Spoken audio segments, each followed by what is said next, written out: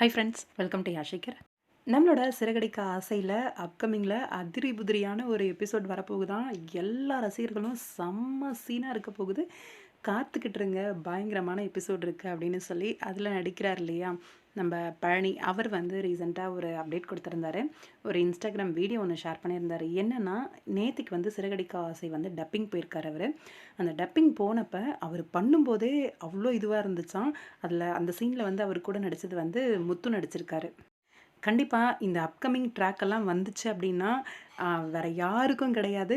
Best hero award வந்து நம்ம ஹீரோவுக்கு தான் கிடைக்கும், முத்துவுக்கு தான் அப்படின்னு சொல்லி அட்வான்ஸ்டாக கங்க்ராச்சுலேஷன்ஸ் பண்ணியிருக்காரு. அந்தளவுக்கு ஒரு எபிசோடாக சிறகடிக்க ஆசை ஃபேன்ஸும் முத்து ஃபேன்ஸும் என்ஜாய் பண்ணுங்க அப்படின்னு சொல்லி ஷேர் பண்ணியிருந்தாரு. அந்தளவுக்கு ஒரு சூப்பரான செம்ம சீன் எல்லாருக்கும் காத்துக்கிட்டு இருக்கு அப்படின்ட்டு இருக்காரு.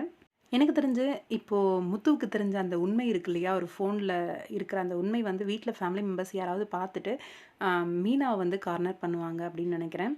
மீனாவை கார்னர் பண்ணுற அந்த சுச்சுவேஷனில் முத்து வந்து மீனாவுக்காக ஸ்டாண்ட் பண்ணுவார் அப்படிங்கிற மாதிரி தோணுது. இப்போ மீனாவுக்குமே தெரிஞ்சிருச்சு அவன் கை உடஞ்சது வந்து ஆக்சிடென்ட் கிடையாது, யாரோ முறுக்கியிருக்காங்க அப்படின்னு சொல்லிட்டு. மீனாவும் அதை கேட்டு தெரிஞ்சுப்பாங்க அப்படின்னு நினைக்கிறேன். இந்த சீனில் நம்மளோட முத்து, மீனா அப்புறம் பழனி 3 பேருமே இருக்காங்க.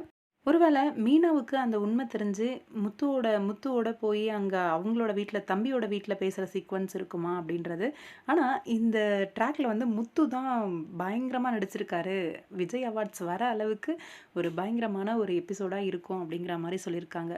அப்போ என்ன இருக்கும் அப்படின்னு ரொம்பவே ஆர்வமாக இருக்குது, எதிர்பார்த்துக்கிட்டு இருக்கேன். எனக்கு தெரிஞ்ச வரைக்கும் முத்து வந்து மீனாக்காக ஸ்டாண்ட் பண்ணுற மாதிரி சீக்வன்ஸாக இருக்கும் அப்படின்னு தோணுது. உங்களோட கருத்து என்னன்னு சொல்லுங்கள்.